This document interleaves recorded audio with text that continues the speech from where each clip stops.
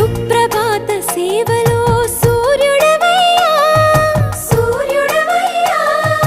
అజ్ఞానపు చీకటులను అణచెదవయ్యా మాధవ కేశవ అభిషేక సేవలో మురిసేవయ్యా మురిసేవయ్యా ఆత్మ కల్మషముల